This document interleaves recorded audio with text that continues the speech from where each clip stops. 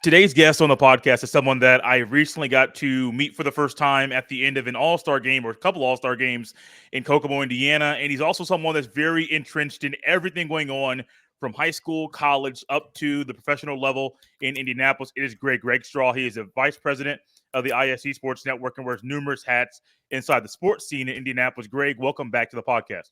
Jay, always good to be with you, buddy. Thanks for the invite.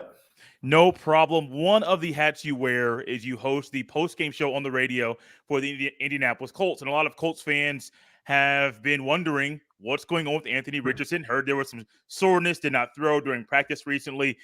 I don't think it's a big deal. I mean, we're in June, not October. So Sure. That's how I kind of view it. But what is your thoughts about where he currently stands right now in his rehab to get back on the field in the fall? It's a big deal because of Colts history. That's why it's a big deal. Because of Andrew Luck's situation and because of the churn in the roster from 2019 on. So I can understand, from Shane Steichen's perspective and from the current Colts administration, but this is a fan base that is still wounded over the events of 5 years ago. So and this is frankly also the time of the year where even somebody like me that does work with the team, we have no way of kind of gauging things because we don't see the players until they get to Graham Park and Westfield. So the answer is, Jay, I don't know. I don't have any inside information to tell you. I tend to take things at face value on this front, knowing how much he threw during the course of the OTAs. And that's what I was telling people up until last week. Hey, I didn't even think about any sort of restrictions. He wasn't treated any differently from the limited amount of stuff we were able to see. And so that to me was the most encouraging sign. So I understand the sense of worry. I get it. I've lived it. I know. But I would hope we see him full go in late July because, again, it's going to be 6 weeks before we see him on a field in a uniform again. I really look forward to seeing him on the field in August is when the preseason, and then September Correct. The regular season, mainly because we didn't get a lot of him last year. Unfortunately, I think he only played in 4 games, had a season-ending injury, and so there was a lot of hype. There's a lot of sometimes lofty expectations for a guy who didn't play much in college, so your sample size that you would normally get on a quarterback was not as large as others. So to me, he was a project, but if the project went the way that we thought it was going to, it was going to be a project where the Colts would do a lot of winning. They would win the win the division, and do a lot of things that, Colts fans want from their starting quarterback. So I'm having a hard time right now kind of gauging what realistic expectations are for him because mine may be super, super low, and maybe they should be a little bit higher. But I know a lot of fans have high expectations, and I think those should be brought down. But, Greg, I'm having a hard time trying to figure out what's realistic for Richardson in the fall. Right, and that's the thing that was so unique about last year is that in the very limited sample size that we saw, he looked really good. It's just it was such a flash, and you're not quite sure.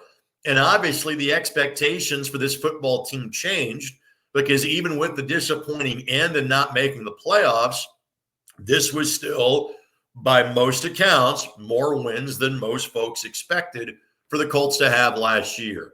And so because he's not a rookie, even though you could say from an experience standpoint he's going to be, the expectations around him have changed completely for the football team. So good luck putting the genie back in the bottle in terms of telling people, hey, you need to tamper down expectations. No, and again, because of going from 4 wins to 9 wins and missing the playoffs and having not made the playoffs since the lone Phillip Rivers season of 2020, that's still the line of demarcation.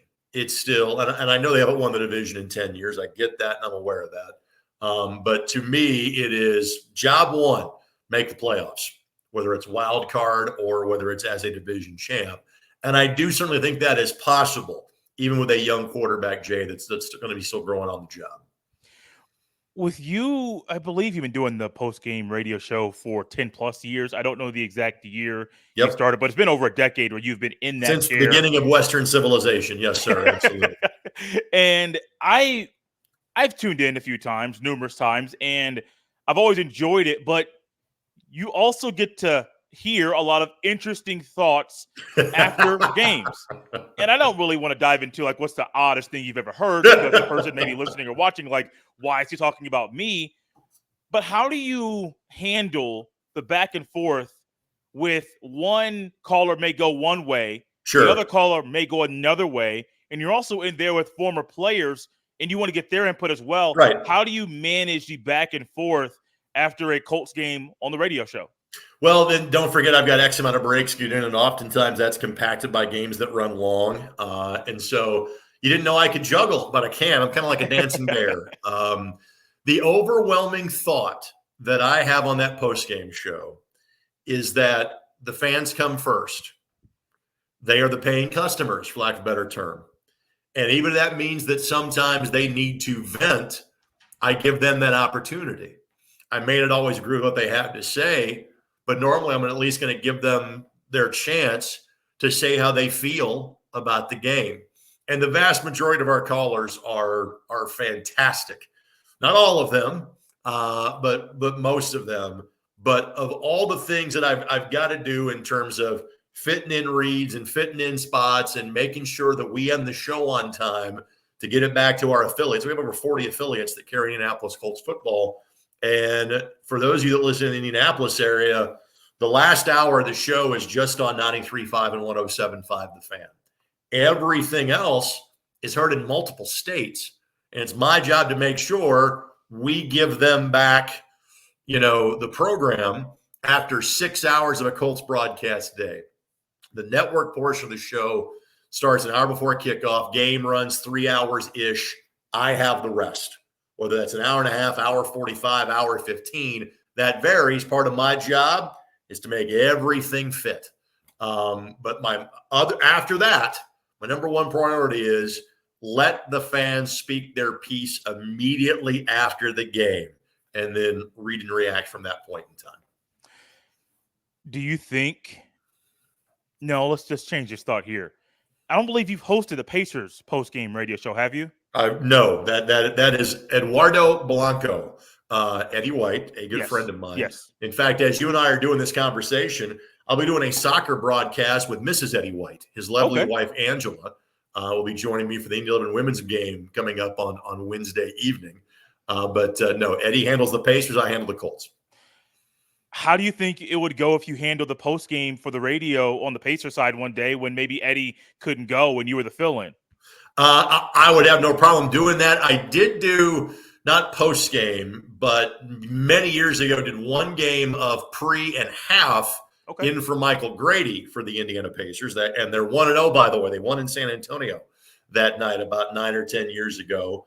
I'm sure that you could switch our positions and both of us would be competent enough broadcasters we could figure it out. I was thinking about Pacers and Colts and just bouncing it back and forth. And as I thought about the Pacers, there are 82 regular season games plus X amount of preseason games. Sure. And then hopefully postseason play like we got this past year. This current season is still underway, but Pacers are out. It's a little bit different with the Colts, though, because there's only 17 regular season games now for you as you're doing the pregame on the TV.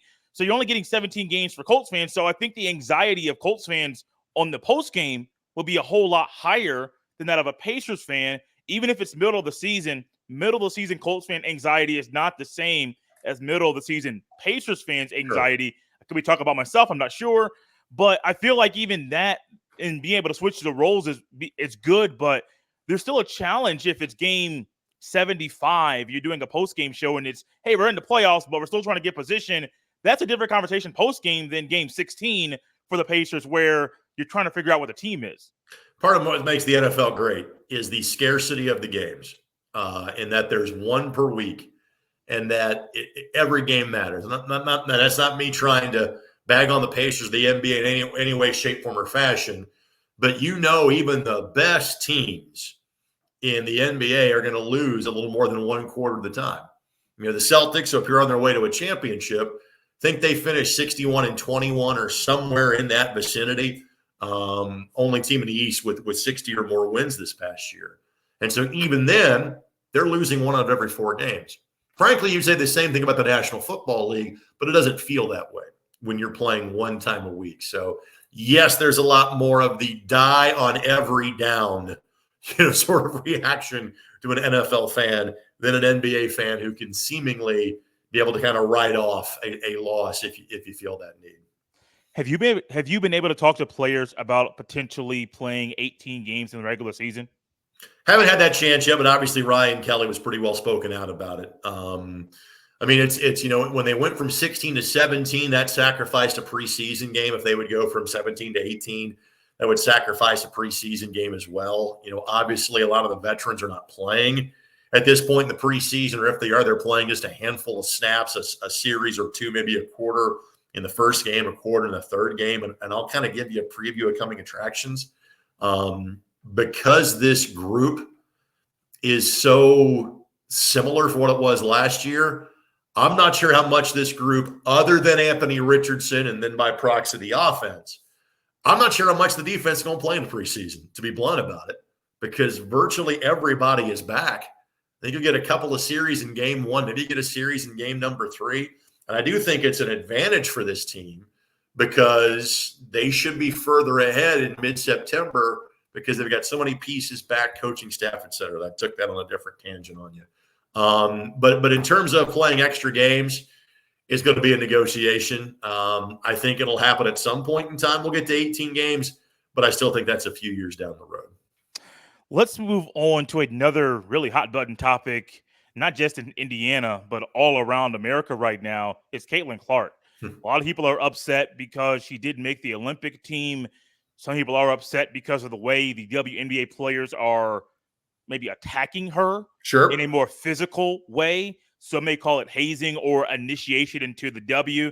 Whatever you want to call it, there are fans out there that are not just in Indiana, all around the country that are upset with how she is being played right now. I think it's interesting because I don't normally watch WNBA basketball. So if you're a high-level rookie, I may see you game 1 or game 3. Sabrina Ionescu is one I tried to watch early in her career, but I haven't watched much of her consistently because I just didn't watch much women's basketball. They're really talented, don't get me wrong, but I was just drawn more to watching the TBT over the summer than the Fever or the Liberty or other teams in the WNBA. For Caitlin Clark, though, that's one of those that people get so upset over how she is covered right now for her missing the Olympic team, for hard fouls. The hard fouls happen all the time in the NBA, and we kind of expect it. I don't think people really expected the WNBA to kind of maybe target those hard fouls and go at her in that same aggression. But I feel like this might happen consistently for high-level rookies like herself. Right. I would say this, and again, let me preface this because I had a similar conversation with JMB yesterday. And I said, I'm not going to try to play something that I'm not. I'm not going to sit here and be able to quote 25 years of Fever viewing experience. Most people are watching more WNBA than they have in the past. Yes. That is the unique nature of Caitlin Clark being involved. In one sense, I expect Caitlin to be treated with a little more physicality. And a lot of veterans that have been hearing about her for the last couple of years are going to say, all right, Rook, here you go. Prove yourself against us. And there's been a lot of conversation, and a similar thing would you could say about like the National Women's Soccer League, the NWSL, but there are now more opportunities for players to kind of play overseas. But the WNBA is unquestionably the best women's basketball league in the world. There's 12 teams. There's 11 roster spots. I can do the math. That's 132 players. You could say, in terms of talent from top to bottom in their respective sport, this is the best league in the world because there's high-end draft picks that get cut that don't make the team because there are so few roster spots. And the league's getting ready to expand. You'll have the team in Golden State, team in Toronto. There's going to be more teams, I'm sure. They'll be coming down the pike in large part because of Caitlin Clark. So in one sense, I'm not surprised at all that she's going to be tested because there's a, hey, I've earned this. Is there some jealousy from some because of the attention she gets? Absolutely. Do I think there's some race involved? Absolutely, I do. A lot of these things we're talking about can be true, Jay. But here's the one thing that I would just serve a friendly reminder to the other players in the WNBA. Yeah, your competitive spirit should not be tamed. You want to prove that you're the baddest blankety blank on the block. I understand that. It's what got you to that point. But the other example, other side of that I would say is, hey, listen, you're about to make more money and get paid a much larger salary, in large part because of what Caitlin Clark has done to bring a whole lot more eyeballs to the table. And frankly, a lot more backsides to seats around the WNBA. The Indiana Fever have already played in front of more fans this year than they did all of last year. They're a third of the way through their season at this point. The best example that I can give you is Friday night's game against the Washington Mystics, one of the Fever's 3 wins so far, and the Mystics have yet to win a game. They're the one team behind the Fever in the standings. Normally, the Mystics play their games in a secondary arena in downtown D.C. that seats about 4,200 people. They moved it back to where the Wizards and the Caps play, and they drew 20,000 people to watch 2 teams that want to combine 3 games so far in the WNBA. So you want to test Caitlin Clark? Fine. But just know in the back of your mind, you're about to make more generational money as a player because Caitlin Clark is there. You have to somehow find a balance between those 2 things if you're the WNBA. Now let's get to the Olympic side of things. Again, I think it probably could have been handled a little bit better. Like once it kind of got out there that Caitlin was not going to make the team, you probably at that point in time shouldn't be waiting 2 or 3 days to officially release what your roster is. Once that story is pushed, you kind of have to speed things up, and you simply have to say, hey, listen, she's a great talent. She's not one of the best 12 players right now. So I think that could have been handled much better from a PR standpoint and allow me to make sure we specify this. That's not a WNBA thing. That's a USA basketball thing. I essentially got up my shirt there because I do some work for USA basketball. If we had this conversation a day or 2 ago, this wouldn't be an Indiana logo. It'd be a USA basketball logo that I would be wearing here. And so I think the folks at USAB could have handled that better. But what I think we've also seen, Jay, in a lot of these things is that you can think about, if you're the WNBA, the vast amount of exposure that you are getting that is greater than you've ever gotten before because of this phenomenon that is Caitlin Clark. I think it's also exposed some things where they would go, yeah, we probably need to do that a little bit better. The Fever need to be better. Some things how the WNBA handle them need to be a lot better. I think this has been, even with an expected learning curve, I think this has been a much larger process than anybody could have ever imagined going into it over the course of the last month or 2. I think success is a good way to describe it so far. And I'm a big college football person. I cover Ohio State football for a podcast network. And the NCAA recently, I'm tying this into Caitlin Clark too. The NCAA recently announced that college football teams can put sponsorship logos on, I think, midfield, I believe it is. Yep. And basically that's a response to the court settling, basically saying schools pay players out of your own pocket. Nobody wants to do that, but if you can make more money and still pay people, so be it. And I'm thinking about the Fever and how they already have sponsorships, and the NBA as well, already have sponsorships and patches on their jerseys for the various sponsors of the team. I think Salesforce was one of them on the Fever's jerseys. Lily is on there too. Yeah. Lily's on there. And it wouldn't shock me if they look more like soccer jerseys, where soccer has a lot more sponsors on there. It wouldn't shock at all if there were a lot more local businesses that say, hey, how much does it cost for our logo to be on the Fever jersey? And they say, okay, here it is. Cool, we'll do it. And I think that just for local economy and for Fever's fans, that's one thing that, like, ticket prices are going to go up. And my parents and my brother are going to the Fever Sky game this coming Sunday. And I asked my mom, I said, how much were tickets? She got 2 tickets. And she was like, I was like, wait, it costs how much? But it's all about money. It's all about dollars. It's all about cents. Talk about how Caitlin Clark can impact financially. I do think, though, we'll see more WNBA teams have more business logos on their jerseys. And that'll just be an impact. And I do believe it's the Caitlin Clark effect we're going to see on Front Street. I think that's something that would be great for the Fever, and great for Caitlin Clark and great for WNBA players because they can make more money. Well, that's already happening, to be blunt. And so, frankly, those jersey sponsors pay for some degree of exclusivity. So you're going to see more than 2 logos on there. Again, I work in the soccer business. And like, for example, there are 3 logos, maybe 4 that you will see. You make the NASCAR reference. The reference I tell people is look at a Liga MX, the Mexican top soccer league jerseys. About 4 or 5 logos, about as much as you can do. Yeah. But what you will see now, and you're seeing this already, the Fever have every game is broadcast on local or national TV. That has not been the case for some time. It's been a smattering of games. But now every game that was available to be gobbled up for local television, which was basically games that weren't picked up by ABC, ION, ESPN, CBS Sports Network, even games that are going to be on NBA TV, could have been done on local television. So the Fever put together a 17-game television package.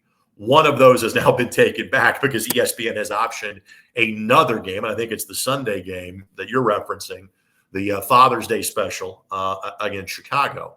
Something that didn't happen this year that frankly surprised me, and I bet happens next year, is that the Fever games for many years were heard, at least half of them, on the Fan, the station that I'm on a great deal. That kind of went away. The Fever were one of the last teams that have been doing radio on a regular basis. I'd be stunned if that doesn't come back. And instead of, say, half the games, it will be every available game where there is not some other sort of Pacers conflict or Indy 500 conflict or things like that. And I think that will happen as well. So, and I want to also make sure I say this. The league was on the proper trajectory. It was starting to rise over the last couple of years as this entirety of the women's sports movement, as that audience has expanded, the WNBA was benefiting from this. What Caitlin Clark has done, not just for the Fever, but for the entire league, has turned that into warp speed. And by like a factor of 10, has amplified that even faster over the course of the last month. You mentioned the radio broadcast and then also the TV side of things. Yep. And I, as a Pacers fan, I use YouTube TV for my cable. Don't have Comcast or AT&T anymore. And I miss when it was easy to access Pacers games. I know I was a kid. Clark Kellogg was on broadcasting Pacers games and then quickly got away from that and went on to bigger and better things. But I missed that. And I know, I think it was WTHR was doing a lot of Fever games this year, picking them up locally. Right. Have you heard anything about potentially Pacers or Fever games being every single game on local television so people can watch? I mean, not like WTHR or like local, those channels. You don't talk about. Have you heard anything that those games might be there so you don't have to go to a regional sports network or a streaming service to subscribe to one to get every game? So, Jay, again, the Fever have taken every game they could that was not gobbled up by national television. And I think Bally Sports Indiana is doing a handful of games as well, which is under contract to the Pacers and which the Pacers produce. But every game possible that they could take to local television, they have. And I mentioned Channel 13. One of their, I think it's their .3 MeTV that is carrying the games they can't carry on NBC. And just to talk about the business of television, it is frankly easier to do that in the summer where shows are on reruns for the most part, to where you can kind of have some network clearances. There's only X amount of times the folks at Channel 13 can bump NBC programming to put local programming on there. And most television stations deal with that, whether it's ABC, CBS, NBC, Fox, even to a lesser degree, CW and MyNDTV, because I'm in the MyNDTV business. I know it very well in terms of, moving programming around and what you can do and what you can bump and things like that. I know the Fever games, I believe, are offered to Channel 21 in Fort Wayne. I think they're carrying some of those. They have no problem putting together a network that's kind of easy to do. as it expands out to the Pacers. Okay, the first question you should always ask yourself in life, sports, business, etc., money. Okay, where's the money coming from? Yeah. And for most professional sports franchises, you have had regional cable providers that have been paying the team millions for the broadcast rights. Teams making their money right there. And now it's up to said regional cable providers to then go sell advertising in the game and make that money back. And they get money from clearances from cable companies. And that's the way the flow has typically worked. That is now starting to change because of streaming television and because there's so many people that you have so many different transmission methods as to how they go about getting their game. You are starting to see now teams bring their broadcast rights back in-house, and then kind of it's not the old days, every game on Channel 4, but it's going to be the days of, all right, let's find local television partners because you control the stream. People have access to it for free without having to pay for it. It's just making the dollars and cents work financially. So the Phoenix Suns, one of the first teams to kind of push back to going towards local television. My guess would be the Pacers are trying to find what that outlet, what that path is. So believe me, the issues that the Pacers have had the last couple of years in terms of people who have cut the cord wanting to watch Pacers games, those complaints have not fallen on deaf ears. There are contracts and there are economic realities that they kind of have to live with and deal with. But there are people that are smarter than me, or if not smarter than me, are paid more than me, that are trying to figure that out as we speak. And so I'm sure the Pacers sports entertainment folks are working on that going forward. Greg, we're almost up out of time. A couple things here on Flory Badunga. You got the opportunity to call. I know you did the junior All-Star game in Memorial. Yep. I believe you were on the call of both the game in Kentucky and then the game in Gainbridge. Not Kentucky this year, but I did all 4 doubleheaders other than Kentucky. They had their own. First time since 18 I had not gone to Kentucky, but I got to see the 2 of the 3 games for Flory. Yes, sir. And Flory's one of those guys I got to cover here locally. I live in Howard County in Kokomo now, and he is special. I don't say that about a lot of people, right. A lot of basketball players, football players out there. Really, his story is an interesting one. Not really playing basketball until he got to the States. He was more of a soccer player, played soccer his senior year at Kokomo. Heard you say you guys tried to get a broadcast crew out there. But you guys weren't able to make that happen. But to be 6'9", 200-plus pounds he weighs, and to be able to anticipate, be able to control the paint like he does, right, and really find different ways to thunderously throw down the ball and dunk it however many times he wants to. It's fun to watch. Yep. What was it like for you this year in the games you got to call when he played? Kokomo played in the All-Star team. What was it like for you to have that broadcast seat to watch him play and a guy who eventually won Mr. Basketball? Sure. I'm spoiled. I get to see the best kids in the state every year, whether it's through state finals, Indiana All-Star Week, being based in Indianapolis, doing events like the Hall of Fame Classic, the Phil Cox Tournament, etc. I'm spoiled. And there are a few that are like him. He's an NBA player. Whether it's after a year, 2 years, 3, whatever the case may be, he's an NBA player. The stuff that he has, you can't teach. And again, there's no way of saying this. Somebody saying he thinks he's Hakeem Olajuwon. No, but the story is very similar. And when you have such a phenomenal athlete as Flory is, as Hakeem was, and you don't have years of bad habits to unbreak, the progression can be so much quicker, as we have seen with Flory. The jump shot's coming along. The amount of moves are coming along. As anybody would tell you that has spent time with the kid, he is a great kid. Yeah. He's got $1 million smile. Very coachable, very personable, great teammate. Does not do things that are out of his depth. That's why he didn't shoot the ball from beyond 5 feet most of his career. That has now kind of extended out to about 15 feet. Free throws is still a work in progress. One of the best comparisons that I've heard about maybe where his game would be his high school head coach and John Peckinpah. And again, John was his coach in the All-Star game, and Peck has a college coaching background before he wanted to come home and raise his family in Indiana. And obviously, he's the boys' coach, wife's the girls' coach at Kokomo High School. But I've known him dating back to his days playing at Muncie Central, but also then playing for Dane Fife at what was then IPFW. And so I asked him maybe even last fall, hey, give me a comparison as to who he would be at the next level.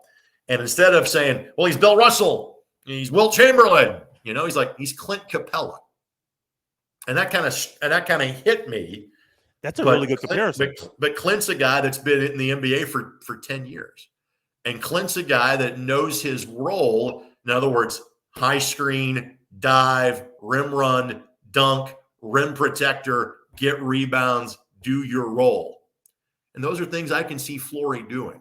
And in a day and age where that 5 position has to be more athletic, Flory is legitimately 6'9", but not bigger than that, but he plays bigger because of his athleticism, the way that he can get up off the floor. Do I see him being maybe Isaiah Jackson for the Pacers as a comparison? Isaiah won the backup center position for the Pacers this year. Isaiah is probably going to be a guy that plays in the league anywhere from 7 to 10 years. Do I see Flory Badunga being that? And maybe as his game continues to grow, being even better than that? I absolutely think that could be the case. Last thing here for you, and this is something I thought about mentioning with Caitlin Clark, but the conversation just went on. One thing with Flory and Caitlin, and really any athlete as you move up from high school to college, going from Kokomo to Kansas, or from Iowa to the Fever, in Caitlin Clark's situation, they're going to need to add more weight and bulk up and just get more physically fit for the level of basketball they're currently at. I think Flory, as he does go to Kansas, as he hits their strength and conditioning program, sure, as he gets the nutrition at Kansas, a lot of guys, they go to college, and once they add weight, they sometimes lose some skill sets, or some things in their game kind of drop off just because of the transition of their body. I don't really see that happening to Flory. Now, it could, don't get me wrong, but I don't see that happening to him. And actually, I think once he does bulk up maybe 10, 15, 20 pounds of that good weight, watch out. He will take over the Big 12. He does not need an injection of athleticism. Let's put it that way. No, not at all. He's got that. And everybody from he's had as good of training as you can have because of his family, his AAU program, and his support staff in Kokomo. But it's at a different level at a Power 5 school, which and a top 5 program in basketball as he is obviously going to in Kansas. So I don't see any regression in anything of his game or his athleticism whatsoever. What it is simply a matter of for him is not even the level of competition he's playing. It's just, the thousands of hours and thousands of reps that he will continue to do. And again, developing an all-around game, mid-range jump shot, potential three-point shot. Those things will continue to develop because he will put that in. Simple as that. Greg, it's fun having you on. Got to do it again down the road. I could go on for another 30 minutes if we had the time, talk about Caitlin Clark and Flory and other things going on with basketball in Indiana. Do you have any last comments you'd like to leave the people before we close up this show? No, it's break time for me. I'm going on vacation. I'm looking forward to it. Enjoy it. Enjoy Greg Straw. I appreciate you coming on the podcast. Look forward to doing it again. You got it, Jay.